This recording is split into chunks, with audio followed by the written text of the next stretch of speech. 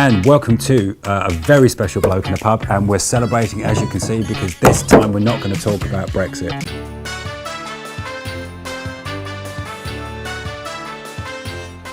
So it's the beginning of the year, and it's the time when you 100% shouldn't be making predictions. And if you go back to the amazing cache of Bloke in a Pub material on our YouTube channel, you'll find that about this time last year I did a piece about how people make financial predictions, why you shouldn't really pay a lot of attention to them. However, this year, the consensus of opinion is that growth from investments will be considerably lower than we've been seeing in the past. What it looks as if the economy globally is slowing down, and that the returns from investments in companies will be slowing down as well. Now, the principal reason for that is that since 2009, we've been recovering from the credit crunch. Companies have been rebuilding their balance sheets, rebuilding their inventories and their workforce, and we've now reached a point where we've got pretty much full employment. So there's no one left in the labour market to actually employ. And there's only so much more you can do to squeeze more juice out of your workforce and get more productivity out of them. And as a result, production slows down, profit growth slows down, and so the economy as a whole slows down.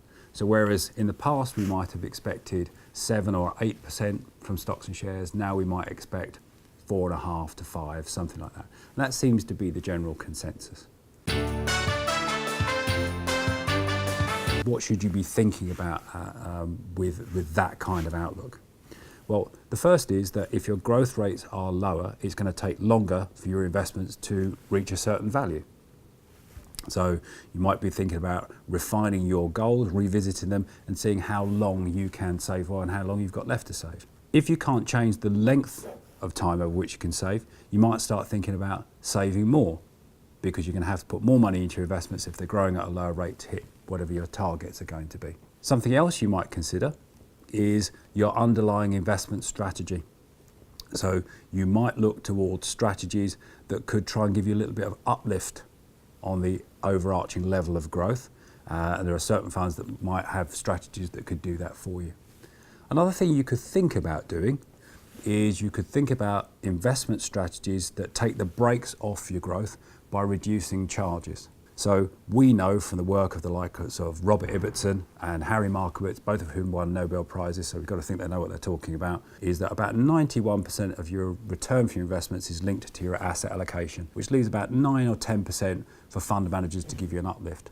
So what you could consider is a strategy that is just asset allocated and linked to your objectives, but does so in a cheap way. And these funds are traditionally called passives or index tracking funds, and can be available at considerably reduced cost compared to active management because you're not paying for the manager. And you might consider something like that as well. That all said, although hearing that growth outlooks are going to be lower than we might be expected in previous years could be seen as a negative, if you think about it, if you plan for that and you end up saving more and things end up being a bit more positive, you're just going to end up with more money. And you're more likely to get there because you've been saving more.